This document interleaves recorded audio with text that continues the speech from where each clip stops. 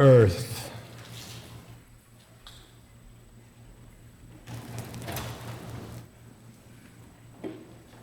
I'd like you to please close your eyes, sit with your feet on the floor.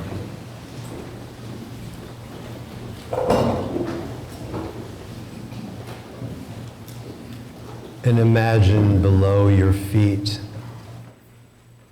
the layers of wood, floor, building until you can eventually get to the earth.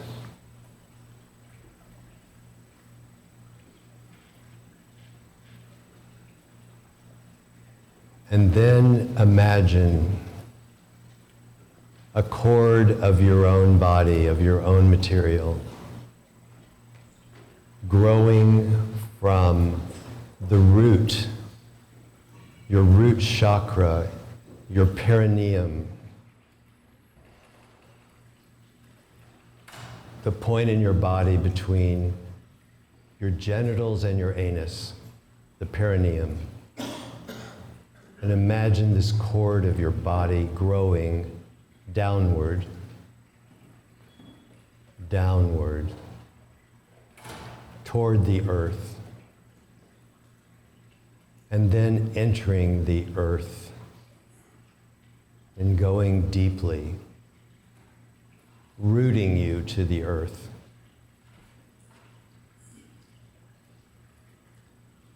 And with this root in place firmly in the earth, I'd like you to stand, continuing to be rooted.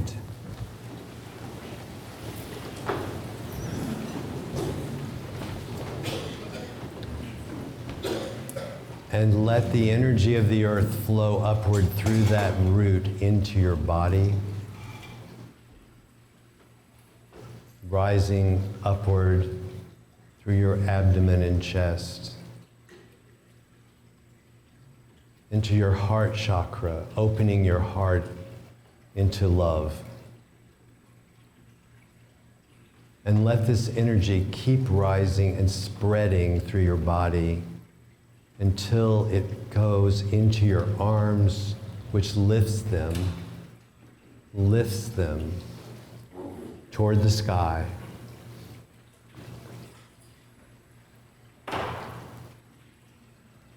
And you are holding yourself rooted like a tree branching upward to the sky.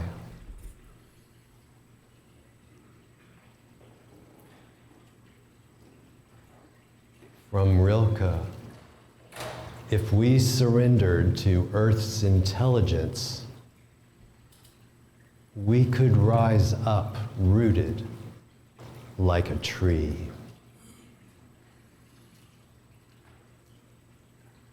And now imagine your roots underground, spreading, branching, eventually interacting with the roots of others in this room underground, so that we become a human forest.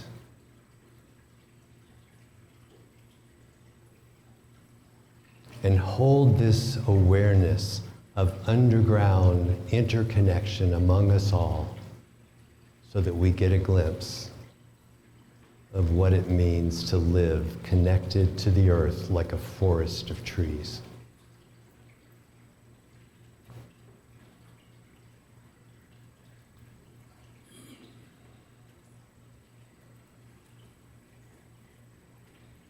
And with that, holding that awareness, you can sit down.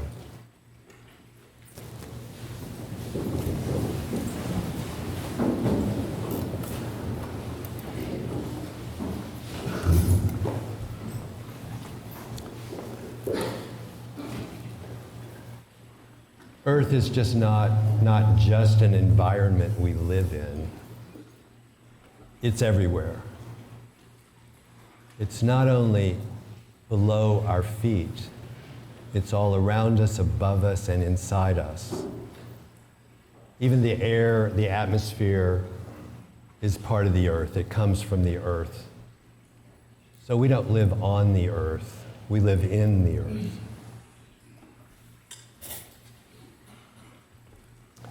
Every part of our body is made from earth. Every mineral in our bones, the water in our bodies, every microscopic cell, the microbes that are in the trillions inside our bodies, actually more microbes in our bodies than there are human cells, come from the earth. Our fear, hatred, and feelings of separation and alienation come from our idea that we're separate from the earth.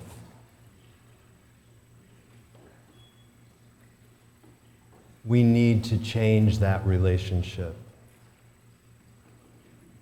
We need to have a right relationship with the earth. And one of the steps in having a right relationship is to ask forgiveness. I'll share with you a poem of John O'Donohue's from In Praise of the Earth. Let us ask forgiveness of the earth for all our sins against her, for our violence and poisonings of her beauty.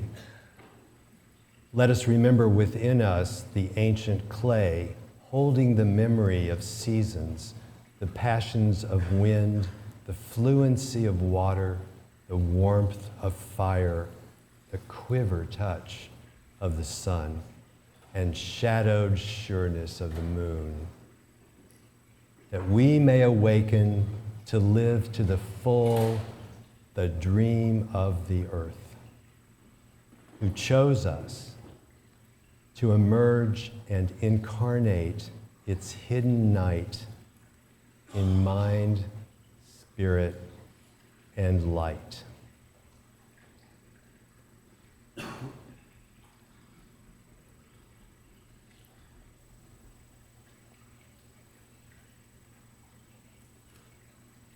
Doug Goodfeather writes in his book, Think Indigenous, how do we begin a spiritual connection with our Mother Earth when we're so disconnected from her? Just as with any significant relationship, we have to work on our relationship with Mother Earth with great integrity, intention, reverence, and consistency. In other words, we have to fall in love with her.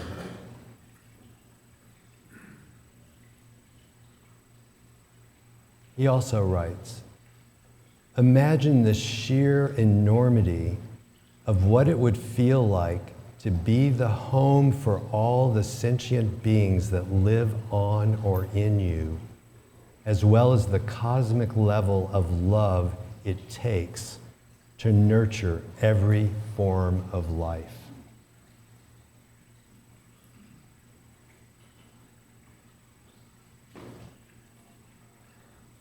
How do we fall in love with the earth?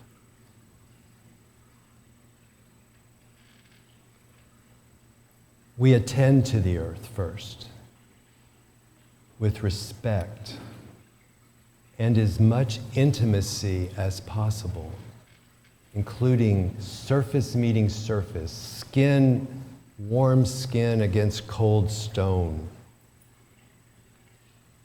bare feet in the dirt. We develop we perceive a reciprocity and interrelationship between everything of the earth. Everything is interconnected. We are not a group of separate beings, a tree here, a stone there, sky, water. Everything is interconnected. And when you really know this, you can't damage a part of who you are, even though it doesn't look like you.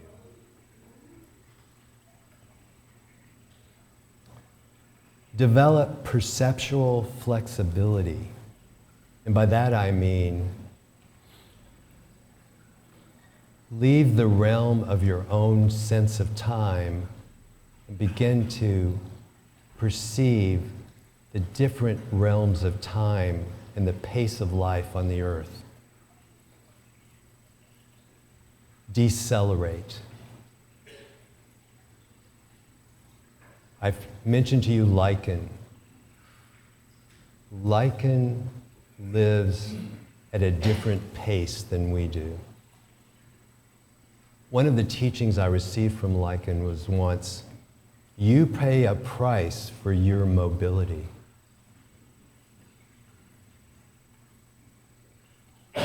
Lichen, in its stillness and its ability to endure long periods of absence of nutrients or water, and can live in communities up to 1,000 years old, and can be dormant for decades until the nutrients reappear, teaches us something about impatience. I need it now. And that to be really an interconnected awareness with Earth, we have to change that sense of time in ourselves. And another way is to know that we're not distinct. To open up to the vulnerability that we cannot say no to air, water, light. We can't say no to these things.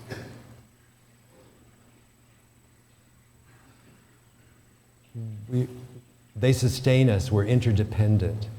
And it's liberating to open up to the truth of that.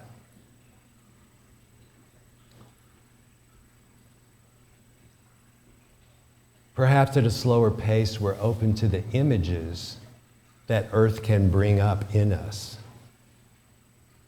The creative energy that can come to us from the Earth. Robin Wall Kimmerer, who many of you know through the book Braiding Sweetgrass, speaks about in Potawatomi Nation that sweetgrass is called the sweet-smelling hair of Mother Earth. And if you breathe it in, you start to remember the things you didn't know you had forgotten.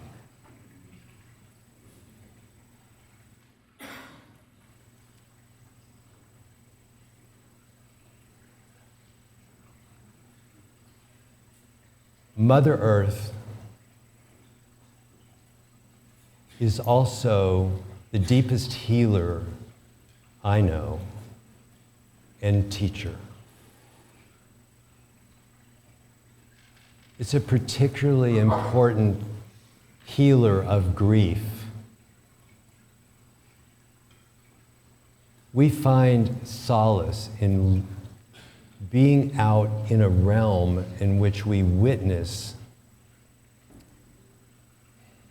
not only the interconnectedness of everything, but the larger web of growth, decay, loss, and death that's the nature of reality of our earth. That is a healing wisdom for our own grief, which seems to magnify to the degree that we feel separate.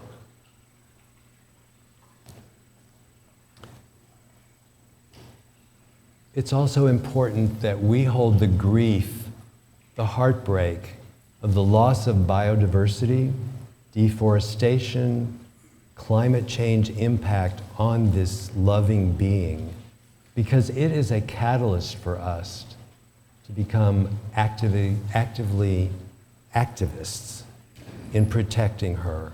We can't survive if we don't do it.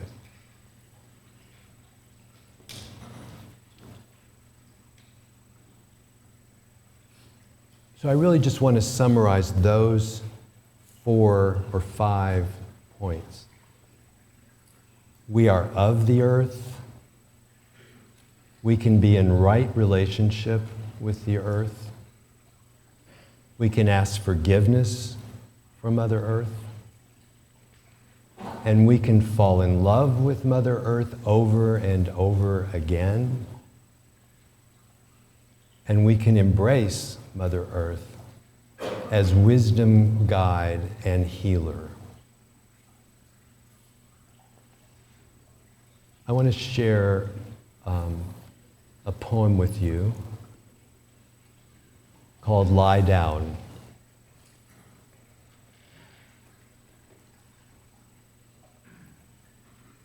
Lie down with your belly to the ground like an old dog in the sun. Smell the greenness of the clover leaf. Feel the damp earth through your clothes. And let an ant wander the uncharted territory of your skin. Lie down with your belly to the earth. Melt into its contours like a harmless snake. All else is mere bravado. Let your mind resolve itself in a tangle of grass. Lie down with your belly to the earth, flat out, ground level. Prostrate yourself before the soil you will someday enter. Stop doing, stop judging, stop fearing, stop trying. This is not dying. This is the way to live in a world of change and gravity. Let go of your burdens. Let your grief charge bleed off into the earth. Lie down with your belly to the earth, and then rise up with the earth still in you.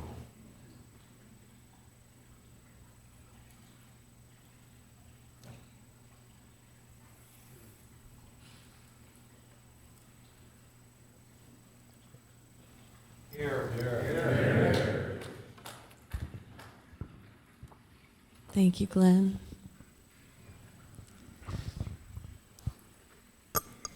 Okay, I'm going to read a few poems that reflect the earth as a teacher for our realignment, as just such a precious source of reverence, and it reflects such a beautiful quality of abundance.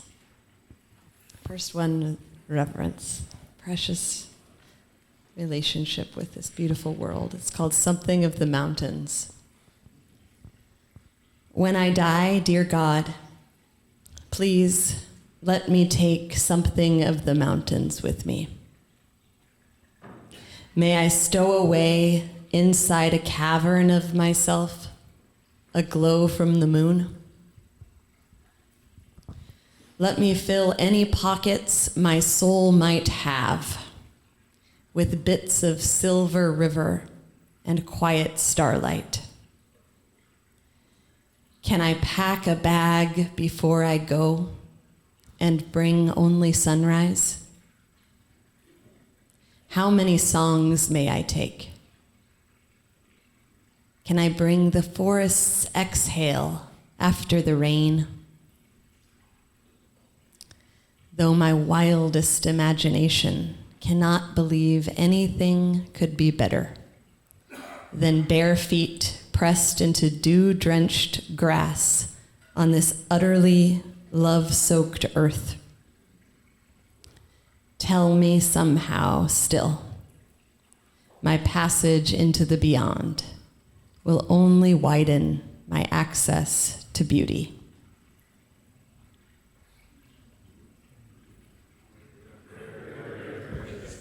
Thank you.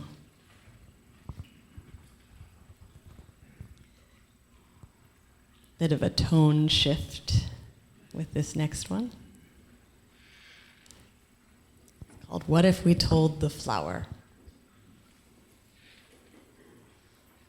What if we told the flower, don't bloom, and told the birds, don't sing, and told the petals, don't you dare show your tenderness, and told the bee, kissing the sweetest part of the rose's heart, it's uncomfortable to see love given so freely,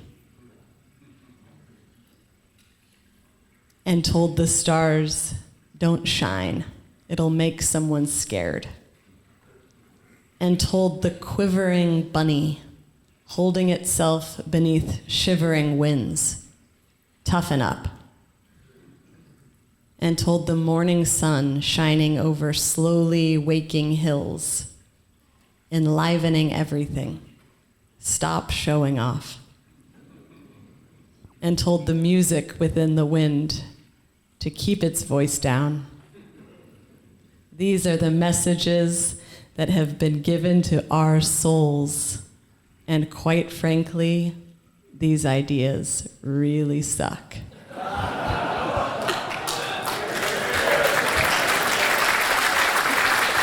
Thank you, guys. Okay, one more shorty. What's that? Thank you. Well, okay, this one is taking inspiration from the earth's abundance to reframe this old fear message of being too much. It's called I Am Too Much. It's time to reframe and reclaim the phrase, I am too much. It's time to practice being okay with it, lathering ourselves in it, and basking in all that we are. Here goes. I'm too much. I want to devour suns for breakfast and kiss the center of every heart. I'm too much. For niceties, all I want is to experience the inmost nectar of the soul. I'm too much. I'm divorcing myself from the timid, ongoingly gray life of a repressed sky. Let's dive into the center of our storms. I'm too much for small ideologies to encourage me to live in the margins of the heart on the outside of life. I'm too much to be appropriately tipsy. I want to pop the cork off this world and make all things intoxicated with glee. I'm too much. I want to stalk God all the way home to the center of every beauty and sweetness. Go forth, glorious, too much ones, and pour your rivers of light that quench the world. Go forth and feed every ravenous soul from the generous table of your heart, knowing your essence is one of feast, not famine. Go forth and live in a way that reminds people how abundantly luminous each night is, bedecked in her stars. Let your too muchness be your devotion. God, after all, is the queen of too much. Polyamorous with every religion and every heart as she is, and she does not stop making her point after only one galaxy. Yes, by all means, be too much. Your heart was made to be a gong, not a penny whistle. Your beauty is a downpour, not a sprinkle. Your voice is a nourishing meal for this hungry world, not a garnish. You are too much has been a tight judgment that tries to tie down your vastness and constrain the cosmos within you. Reclaim it and pour forth your stars. Reclaim it and become just the right size to hold the universe.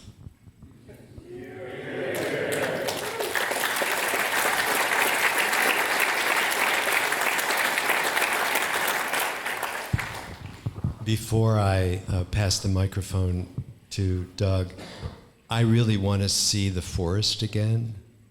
So could we all stand and remind ourselves that we are a human forest in this room?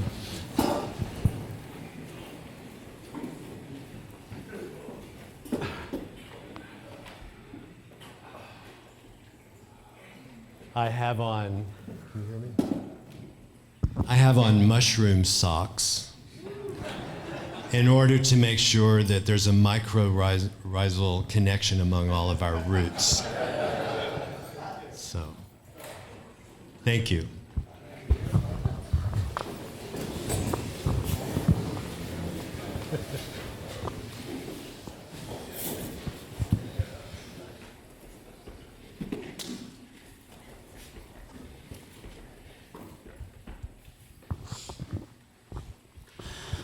The first lesson of living in harmony with Grandmother Earth is learning the act of self-care and self-actualization. We can't expect to live in harmony with Grandmother Earth if we're not in harmony with ourselves. And we can't expect to see changes in this world if we're not making changes within. All changes begin with the self. Harmony does not happen just because we suddenly choose to be in harmony with something or someone else. Harmony begins when we begin to work on that harmony. To heal the land, we must heal each other. But to heal each other, we must first heal ourselves.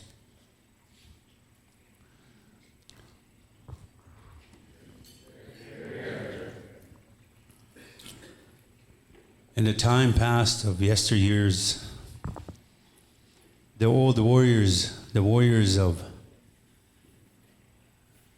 our yesteryears, they would show the youth and take them out for 1 year and take them out into the forest and leave them out there. Maybe 2-3 days out. And at that time of that year, the Mother Earth would transform this young man into a man. Mother Earth would teach this young man his abilities in this world and his purpose and reason. And Mother Earth transforms this young man through the water, through the fire, through the wind, and teaches this man the virtues of life to carry on. But the young man will go through a teaching of hardship to become that warrior he's meant to be. And Mother Earth seems unforgiving sometimes. But as we look, the beauty that she gives us, the medicines, we understand her love that way. So when this young man comes home, you can see the nourishment and the transformation Mother Earth created in him. Maturity, intelligence, love, and compassion. Coming home in that way to be a warrior for the people and take care of them. You see, in life, it's not meant to be easy. It's meant to challenge you and teach you. And we're meant to make mistakes in life, to be that better person, to be better teachers in life. Because we must evolve in this world through this intelligence the teachings of Mother Earth. And all the medicines that we ever need is already on Mother Earth. We forgot to use those medicines.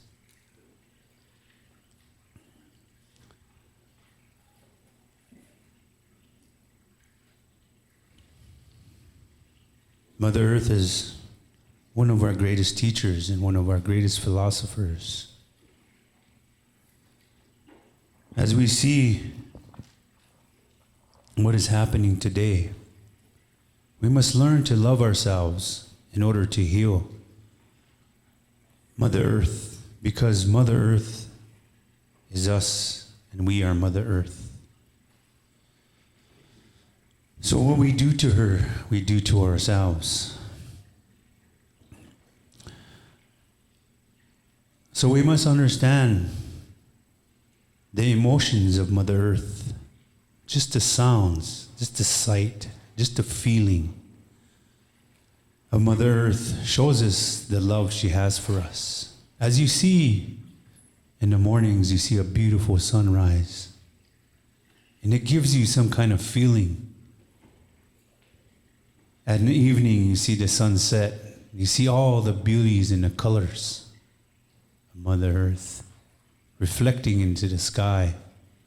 And right then and there, you hope that millions are also experiencing this emotional love from Mother Earth.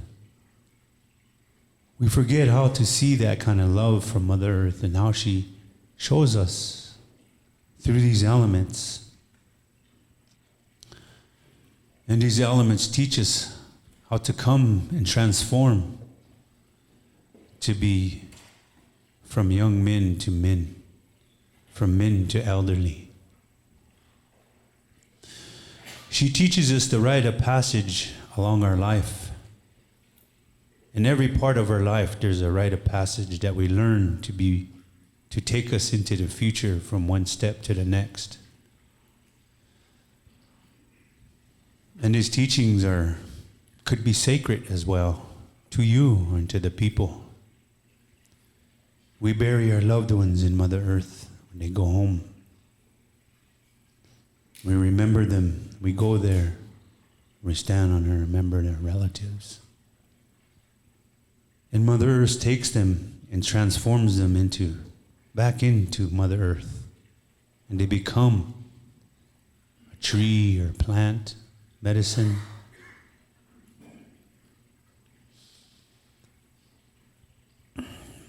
So it's a transformation of living on Mother Earth before we go home.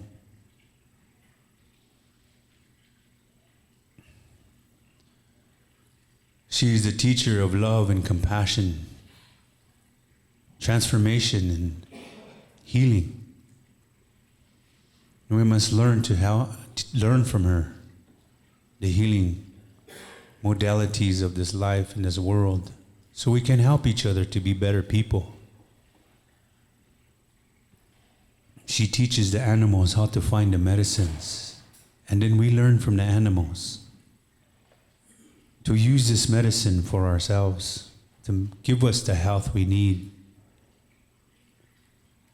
Water is medicine. The fire is medicine. The wind is medicine. You can't see the wind, but you can see it flowing through things. You can feel it flowing. It's like your prayer. It takes your prayer into the spirit world. And then when the whirlwinds come, when the tornadoes come, it's because they're coming to cleanse that area. Or maybe they're coming after somebody to take them home. So everything has a meaning and a teaching in our lives as we witness the beauty of Mother Earth, what the sun does for us, for our skin and our depressions. It heals us from our depressions as we stand. Be in the sun, be in the wind, let the wind take your issues and your problems away from you. Let the water heal your aches and pains, the fire to warm you, to help us to gather together, to give us comfort, commonality, fellowship. We go in different places and we have ceremonies on her. And we learn these songs from her, from the wind, or from the fire, from the water. O chila toka shila ya ya he na weksu ye he cha weksu ye lo hai ye O chila toka shila ya he na weksu ye he cha weksu ye lo Hai yo O chila toka shila ya he na weksu ye he ya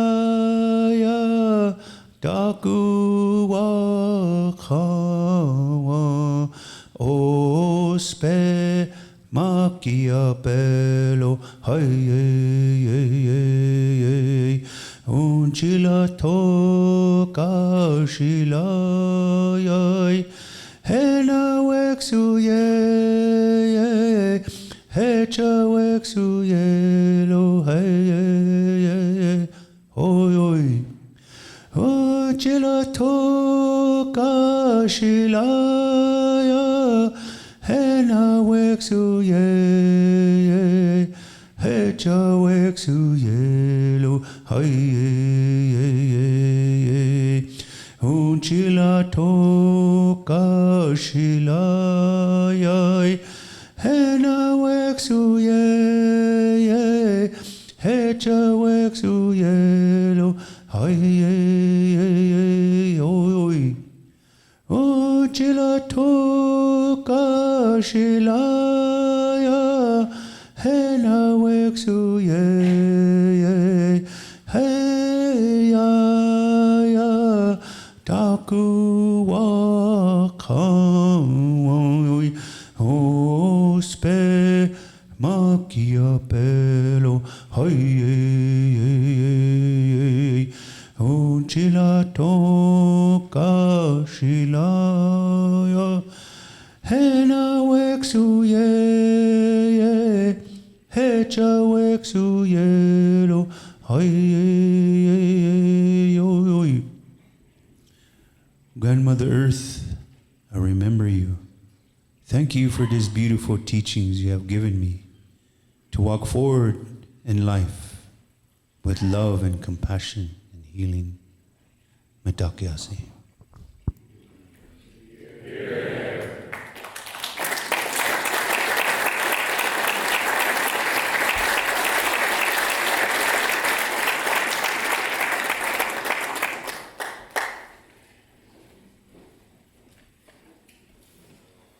Thank you all. Men, we're about to go to councils, and we only have an hour between now and dinner, so make the most of them. If you need to run a little bit long into dinner, that's fine. It starts at 5:30. A few notes about dinner. You might have noticed that there's a box in the dining hall encouraging you to tip the kitchen staff that have been serving us so well this week. We want to show our love and our appreciation to the people that run this place that have been working for us behind the scenes so diligently. So please, if you have some cash on you, put some in the tip box. If you don't, there's a QR code there where you can donate electronically. Where's the box? It's at the door. As you're coming out, you'll notice it. You don't see it as you come in, but it's kind of near that stand at the entrance. There might even be the QR codes on your tables as well, so keep an eye out for that. Secondly, if you are one of my volunteers for the week, especially if you're on the Gopher team, please meet me in here at 5:45. So cut the line, get your food, eat fast, or bring it up here even. I'm going to need some help setting up in here at 5:45. One other thing, some of you guys will be going to be leaving early tomorrow or slipping away in the dead of night. Please tidy up your rooms. Tidy up the common areas too. If you see stuff laying around, bottles, cans, trash, we just want to, be respectful of this place. Also, if you're leaving, make note of the signs in your room that say the linens stay on your bed. You don't have to strip the bed or anything like that. Finally, I just want to remind you that tonight at 6:45 after dinner, we have a special session in here, the Fire Stoker Gathering, and we're going to open with a pre-recorded interview with Father Richard Rohr. His health doesn't allow him to travel anymore, but we wanted him to be part of this gathering, so we asked him to sit down with us and record an interview ahead of time. And so we're going to be showing that tonight, so I hope you'll join us at 6:45 in here. That's all. Anything final? All right, go in peace to your councils.